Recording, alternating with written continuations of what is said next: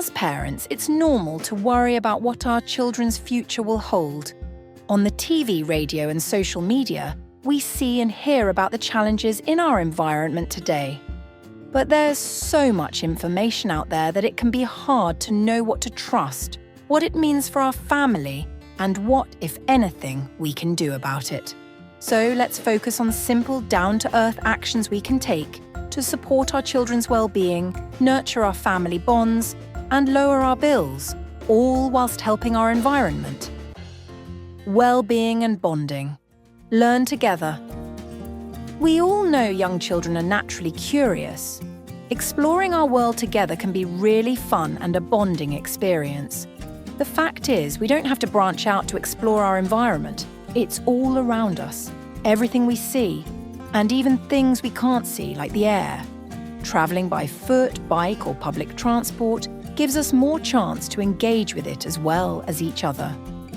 Observing the actions of others can give us opportunities to show our children how we want them to act. The park, fields, woods and riversides are all places we can visit for free to explore nature. Similarly, our street and the high street are places where we can explore the man-made environment. For young children, even shopping can be a learning opportunity. We can teach children how to find food sourced locally, or at least in the UK. To buy second-hand when we can over new. If we can get something repaired, aim to, rather than buying a replacement. The changing seasons give different opportunities for children to explore and learn. We may not have all the answers, but we can learn them together. Reading together has multiple benefits for child development.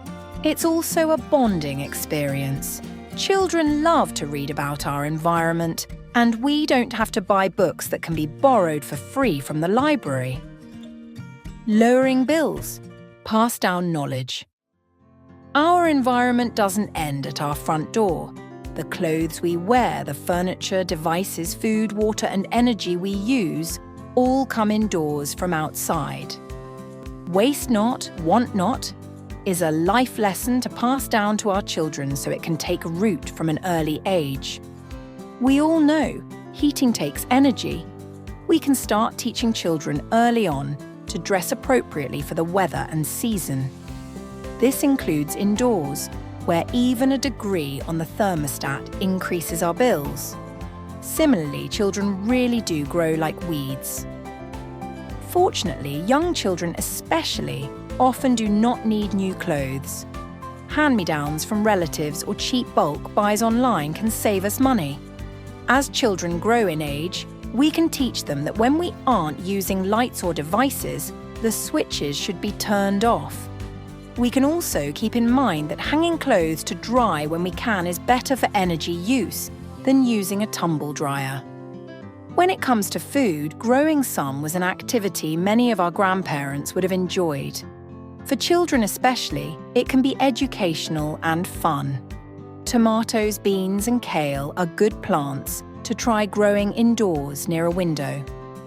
We can also use leftover tap water for plants.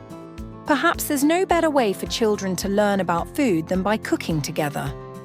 Using air fryers, slow cookers, and batch cooking are efficient ways to save time and energy costs. We can use leftover ingredients to try new recipes together. Sharing food together is a great way for the family to connect and for children to learn social behaviours. Clean water is essential for cooking, bathing and drinking. But we often waste it elsewhere, adding to our bill.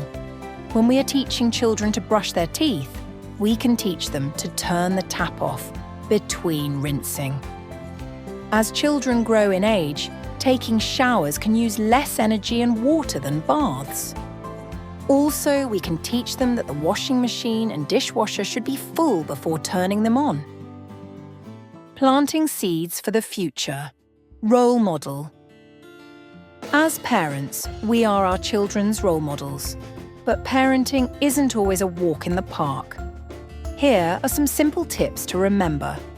Small actions may feel like a drop in the ocean, but large impacts are made from small actions. Young children especially thrive on routine and structure. Adapting or starting new routines can also help us plan our schedules and include time for ourselves. Encourage good actions with praise and reward. Like brushing their teeth, the more we repeat these lessons, the more likely our children will develop good habits. There's no such thing as the perfect parent. So, be kind to yourself. The memories we make with our children today could even become memories they make with our grandchildren.